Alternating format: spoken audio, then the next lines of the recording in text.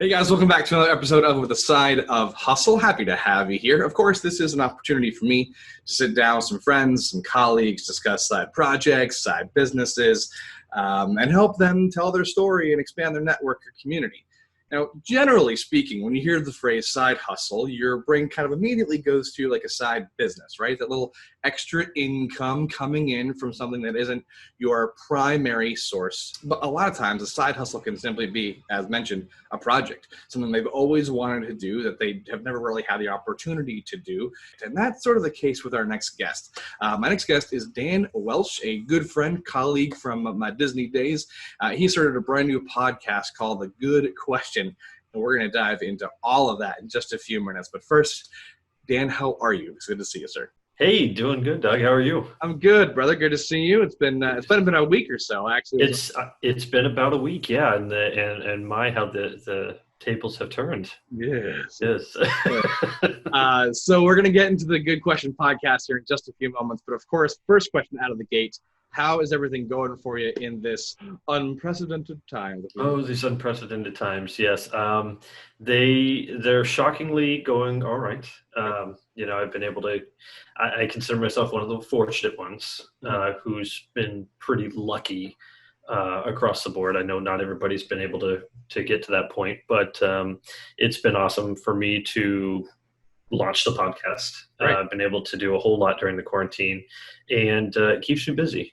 Sure. I think that's the important part, is just keeping some semblance of busy and a type of structure. I'm not saying like 7 a.m. you have to do this, 8 a.m., but at least maintain a type of structure, and that's what's been working for me. So I consider myself fortunate to be a little easier through this. And that's all you can do, right? You can just be thankful for the time that you have and that you're using it with a purpose, right? And that's sort of what I was alluding to earlier when sort of side hustles, you kind of get that. When you hear the phrase side hustle, you put that, it's their secondary income, if there's a monetary gain to it. But especially in this particular time, we have nothing but time. So if you've ever wanted to start a project, this is the best time to do it. And I feel like that's exactly where your podcast has kind of been birthed from, and is simply something you've wanted to do, but you've had the time to do it. And we'll dive into all that in just a second. But I love origins. I want to know all the background, right? We are Disney colleagues. We worked at Disney for a couple of years there. So yes. we had that job, like we've talked about a couple times, where it's a high five on your way in the opposite direction. So to get to know you a little better, sure.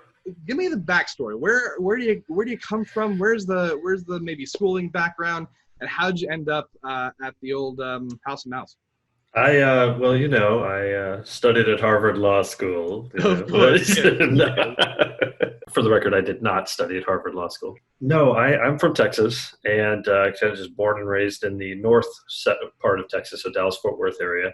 Pretty sheltered child. 3 years high school showed up, and that's where my interest really rocketed in the video production field, because we spent 4 years doing the core classes, but also focusing on the long term to prepare for college and beyond. Came time for college. I missed a year. I didn't go immediately out of school. I went to work instead, and then did some college work where I kind of delved a little bit deeper into video production. And I don't know what to say. Halfway through college, I just decided I didn't want to do it anymore. Not college, video production. I just decided I didn't want to do it anymore. I just woke up one day and the spark was gone. Yeah. And I don't know where it came from. I don't know what happened. Anyway, I just said, you know what, I'm done, packed up, headed out gracefully, paid off everything that I needed to pay off, and it was done. Did some sound and light production with Medieval Times. That was one of my first big jobs, where I did some work with them. I needed the opportunity and the springboard to try it. It's a little out of my comfort zone, because I'm not used to being so open with everybody. And so what was the original interest in video audio production, or multimedia production is probably a better label? Like, where did that initial interest come from? I always loved movies. I've always had a fascination for film and video production across the board. And so the idea was to be a part of it, because I knew that with video is a very powerful tool. Sure. Video, audio, whatever the case may be, they're powerful enough that you can influence change. You can influence a lot. Or it can just be a pure form of entertainment. If I can be, even if I'm just a director of like one thing, that's influential enough. That's enough to show that this person knows what he's doing and can also influence real change on whatever platform he wants. That's where the initial interest came from. And then I started working on it, and I realized that there's sometimes you got to get in front of the camera, and I got a little gun shy with that part of it. I was like, I did this because I wanted to work behind the camera. Yeah. Sure, yeah. So it created a sense of vulnerability that I don't think I was fully ready to accept, but knew that I had to. And I think that's kind of where we've evolved through the years. Now I'm at 32 years old, and it's like, now's the time. Now you're gonna keep looking back, and you're gonna regret it. Totally. If you don't. So. Sure, and I think that's why we're kind of kindred spirits, because I've always been the in front of camera person, and so connecting with people who are those behind it, like picking all the people, right? You're like, oh, I need this person and I need that person. So what led you to Disney? I don't know, you're not doing that. Disney. So Disney entered the picture as being a seasonal cast member at the Disney store, and so I did some seasonal work there. Loved it. I had to grapple with that one because Disney is a brand that I enjoy very much. And I wasn't sure if I wanted to fully commit to working under the brand because that's also where I vacationed. Yeah, I don't want to blur the lines of entertainment and vacationing. I worked very short time, like I say, it was a seasonal split there at, that's not even a word, but it's a word now because I made it up, a seasonal little run at the Disney store. And the district manager for our area had come in one day. It was during the weekday, so there was only one of us manning the store. It was me and one of the leader, and the leader always walked with the district manager. And so I'm sitting there in the store. They called me a walking advertisement because I had my costume on, but then I was always obtaining permission to grab things off the shelf and be very playtime with them. And that was mostly because of my work with Great Wolf Lodge. I had to be playtime. I had to work with kids. So it encouraged me to be a little bit more playful with things. He goes, you're also at the wrong store. He goes, we want you at an Imagineering store. He goes, you have the perfect personality. So I told him, I said, it is solely because of the commute that I can't take this role. And he said, okay, cool. Well, you should really think about going to Disney World. November 2012, had a vacation. It was right after Art of Animation opened. So it was still very new, and we were in the Cars suite. We went to a Christmas party, and it was at the Christmas party that I was like, all right, fine. I'll do it. I see it. I get it. It's fine. I see it. I understand it. Applied at the room in the Cars suite. I started at Walt Disney World Resort in April 2013 as a character attendant part-time. Magic Kingdom was home base. And that was a lot of fun. That applied a lot of my out-of-the-box skills. And then for some reason or another, I decided to jump into front desk concierge ways of life. So I never really touched the entertainment side of the Walt Disney World Company again until I really started working with like minivans. Because that is, to me, that's a very entertainment style role. It is. Yeah, it really is. So you have all this background, this sort of, I'm gonna say forced entertainment background, because I feel, again, you sort of fell into the entertainment aspect of you, right? You didn't want to do it, but then medieval times, taking photographs, it could be very like, thank you, or lords and ladies, and welcome, and stand over there. So being like, you were literally putting it on out of necessity, which leads really well into the podcast. Podcast is called A Good Question. We'll get into all that detail in just a second, but you started by posting a single question on your Facebook page since the beginning of this year. Is that right? January 1st of 2020. 2020. Yep. What was the decision to do that? Because I think that's pretty, it's for lack of a better term, it's kind of ballsy to be like, I'm going to ask the world a question and let's see what happens. Yeah. And obviously the questions vary, as we have discussed before on your show. Like, the questions vary from what is your take on the world to how did you part your hair today? The former of those two questions could really open up some crazy doors. So, oh, absolutely. Where did that decision come from? How did you make the decision to start asking a question daily? So 2019, that kind of rolls back to 2019. So 2019, even 2018, if you really want to get technical, 2018, we spend a lot of time at Disney asking our guests questions. We do spend a lot of time on that. We try to get to know them a little bit better. They ask us questions to try and get to know us a little bit better. Just exclusive to the role of minivan. This is just in general. Lots of guests are curious. And I think one of the biggest things that stands out is, we have our name tags and it's got your hometown on it on purpose. It's meant to spark a conversation. Right. When I started 2019, I had a book, I still have it somewhere. It's a book that kind of gives a daily motivation and that sort of thing. So that's how it started with daily posting on Facebook, is I wanted to be just a little bit more socially active on social media. And so I started posting daily motivational phrases and quotes and all these kind of things all through the year of 2019. Around October, November, I started kind of thinking, I was like, what am I going to do for 2020? I can't go back and post the same stuff over and over again. It needs to be new. It needs to be original. It needs to be fresh. It needs to be content that, not just gets a like or gets a love or something like that. I need something that stirs conversation. I had stumbled across the book and was like, I was already going to do this anyway. I'd already come in possession of the book by that time. And that was more or less going to be just for me. Sure. Then I'm looking at it. It's a 5-year journal. And I'm like, you know what? Some of these questions, like you say, yield itself to the possibility that you're going to be vulnerable. You have to really open up the vulnerableness of some of these questions. And like you say, it's ballsy, it's bold. And, I think it actually timed well with the year so far, being ballsy, being bold. 2020 is definitely a year where I feel like we started in January, or even, go to December, the last 2 weeks of December, everyone was like, 2019 has not been the greatest year. 2020 is our comeback year. 2020 is going to be the year we're going to make a change. But I feel like everybody says that, though. Like that last 2 weeks of any year is like, next year is going to be different. And then first 2 weeks into the new year, like, nope, it's the same. But I understand what your point. You can kind of see where it's going, but everybody kind of feels like 2020 was the comeback year, the comeback kid, essentially. Right. 2020 starts. I've got this book, and I'm like, I just made the conscious decision to throw it out there and just see how people were going to respond. I hearkened to the days of showmanship from like medieval times and even in the Walt Disney Company, even Great Wolf Lodge and stuff too.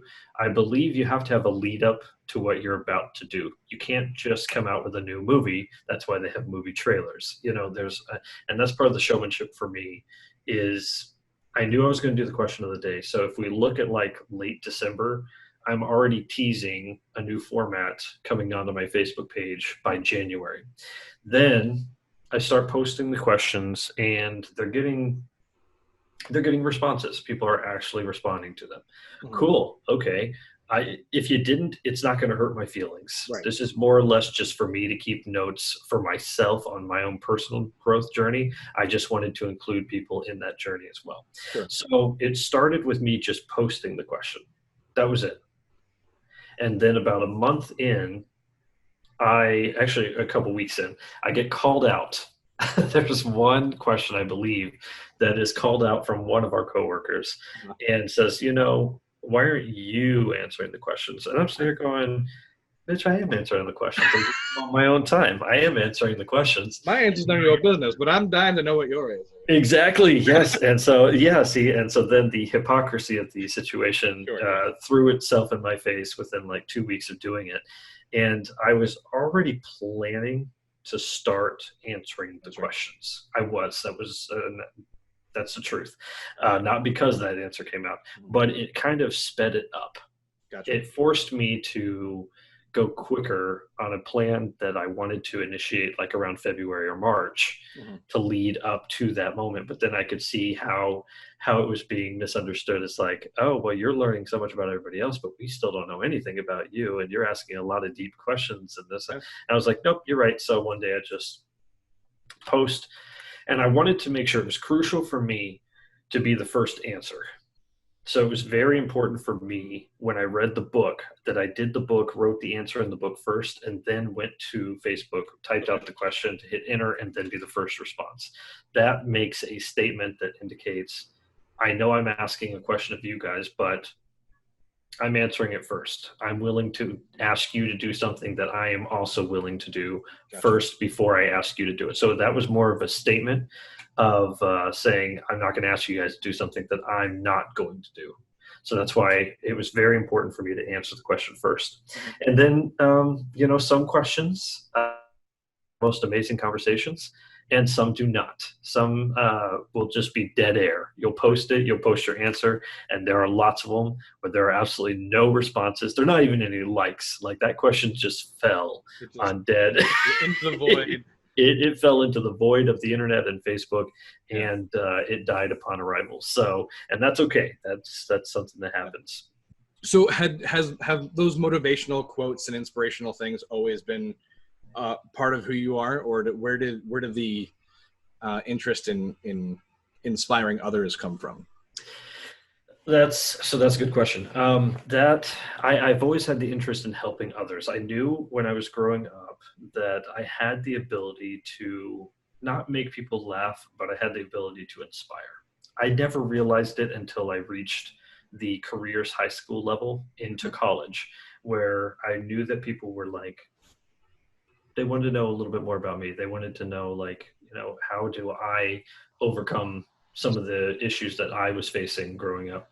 And, like say, I was a pretty sheltered kid. So how does a sheltered kid go from, keeping themselves pretty secluded from the world to suddenly saying, you shouldn't be afraid to get out there and do whatever you want. It's important. So when I became a leader at Medieval Times level, I never asked my team to do something that I was not willing to do myself. And I think that's something I carry with me, is I'm never going to ask somebody to do something that I will never do myself. And so the ability to inspire others kind of grew when I made it to, I was just about ready. It was around the time, it was a transitionary time between Medieval Times and Great Wolf Lodge. I felt, for the most part, a calling. I was deeply religious, by the way. I need to point that out. I was deeply religious at the time. And I was hearing the possibility of the call to go into the church as a priest or seminarian.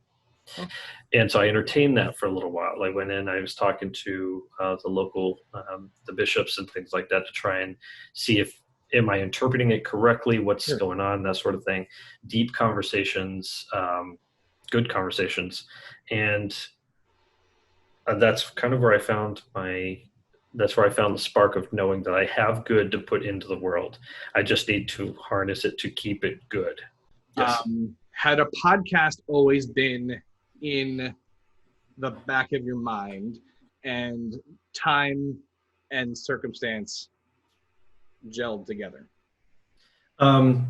Yes, and yes. So in the time that I was with minivans and kind of working with everybody, and I think a lot of people kind of saw this, I was very, still to myself. I didn't really, like when I'm hanging out in the trailer on like lunch or even before work and things like that, this is me. I'm watching. And I think that's one thing that my grandmother pointed out to me when she was alive, is she said, you're a listener. She goes, you watch everything that's happening around you. And she goes, that's one of the smartest things you can do. She goes, you've learned how to balance talking with listening.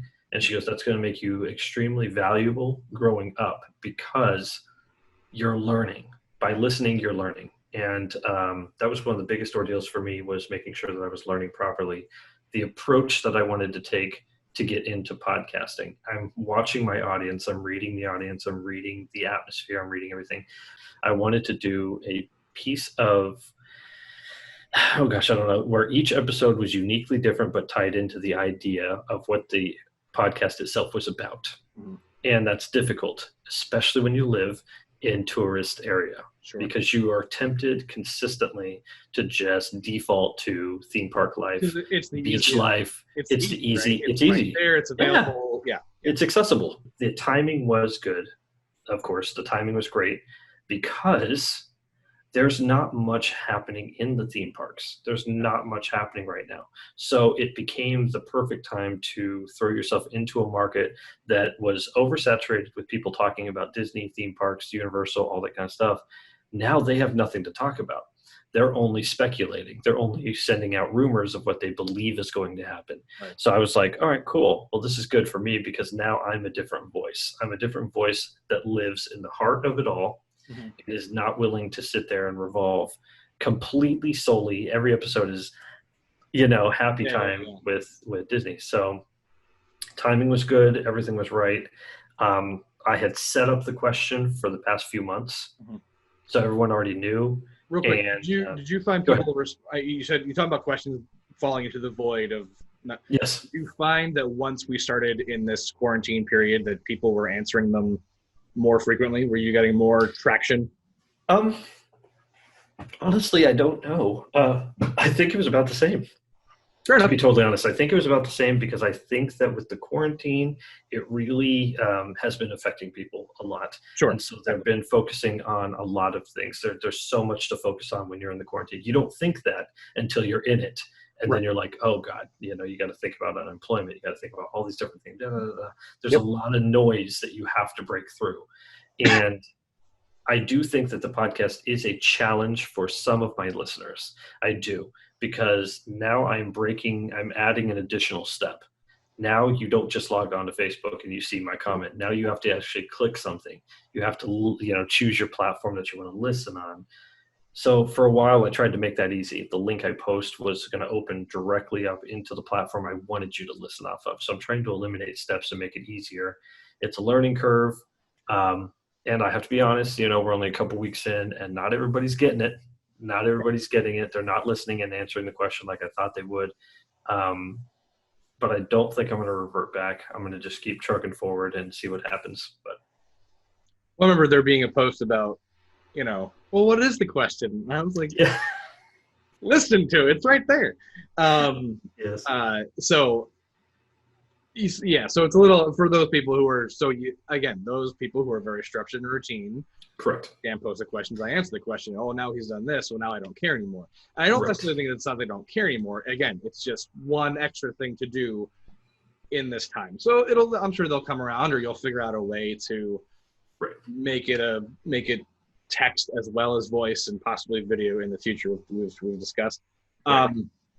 So, and I know I keep referring to the show that I did for you because a lot of information came out there. So, so I'm gonna ask you very kindly to retell the story of why it's called The Good Question.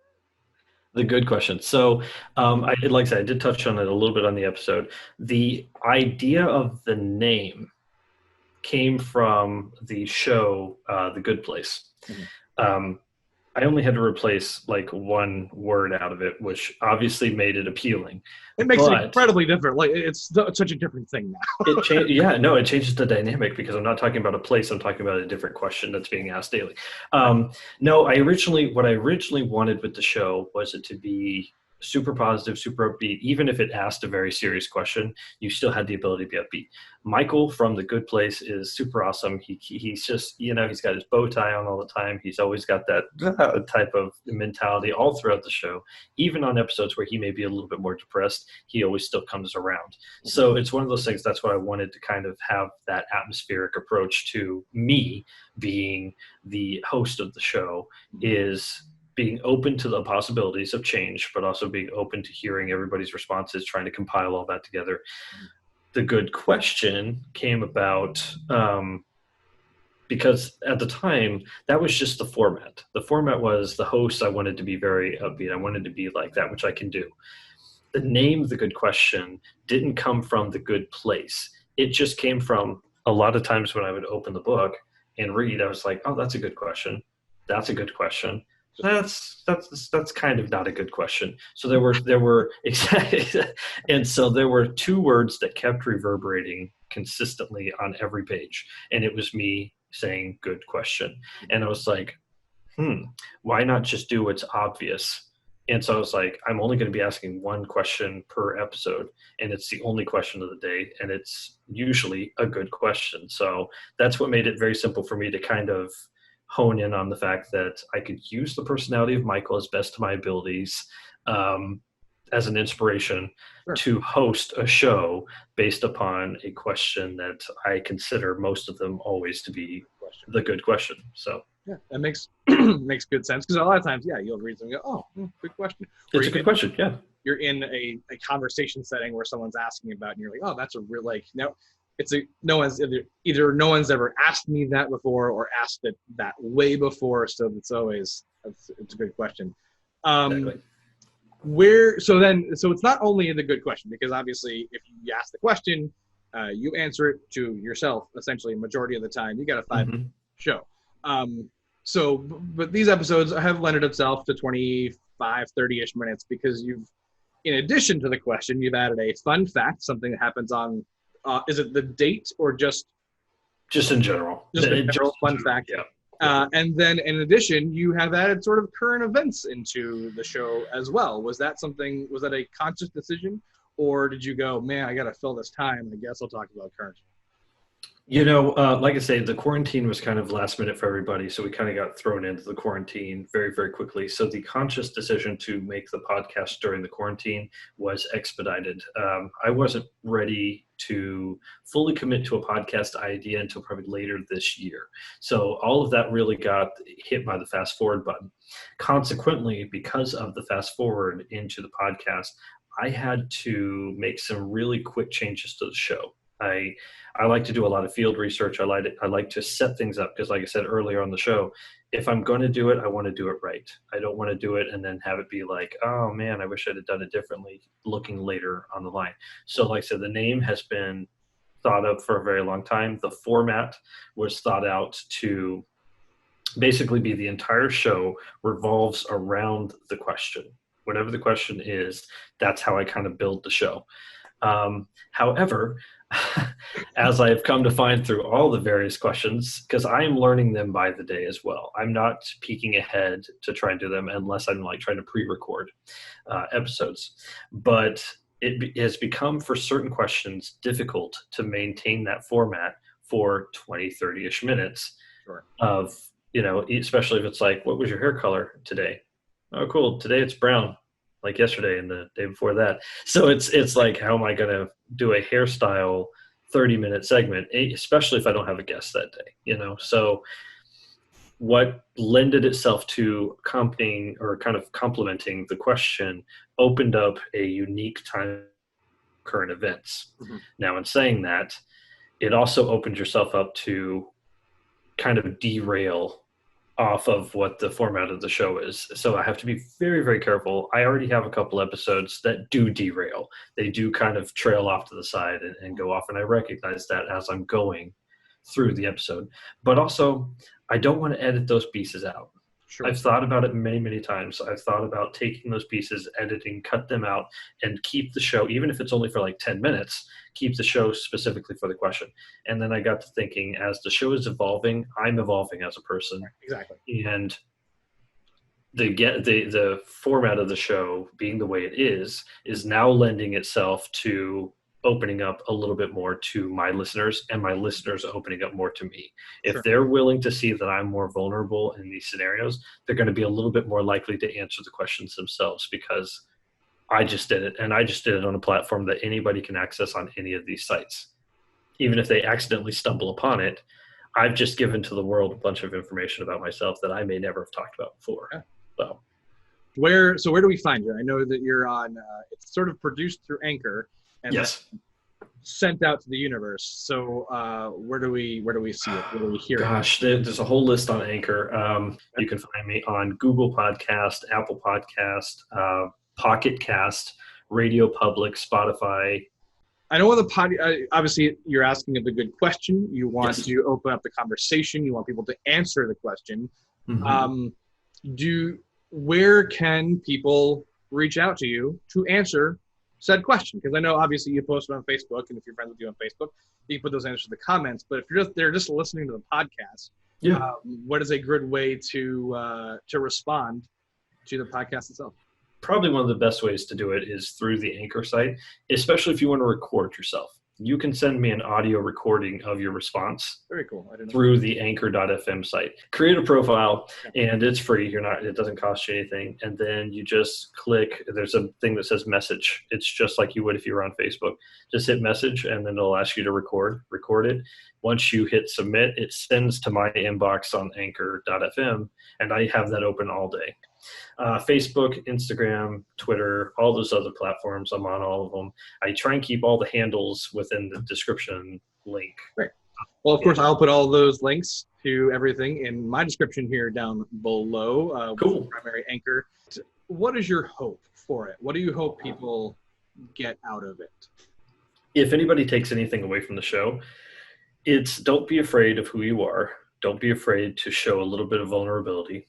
Don't be afraid to set yourself out there a little bit, because what makes us really cool is everybody is different. Everybody's got their own story. Everybody's got their own way of how they approach life in general. So if you take anything at all from the good question, just, be yourself. Don't be afraid to sit down with a microphone for 30 minutes and just have a conversation with yourself. Sometimes you'll walk away from that conversation being like, all right, we're good for the rest of the day, guys. Let's do this again tomorrow. Yeah. And you're looking at yourself in the mirror and you're like, you did awesome, dude. It's been an absolute pleasure chatting with you. Of course, the podcast can be found on all major platforms to listen to podcasts, but of course that link will be in the description down below. Again, Dan, thank you so much. And we encourage you to please keep asking the good question. Guys, thank you so much for joining us. Hope you enjoyed this episode. If you did, of course, that YouTube mantra, hit that like button, comment, subscribe, hit the notification bell. Would love to hear your thoughts and comments about this particular episode. And if you're out there watching The Good Question with Dan Welch. As always, thank you so much for watching. We'll see you next time.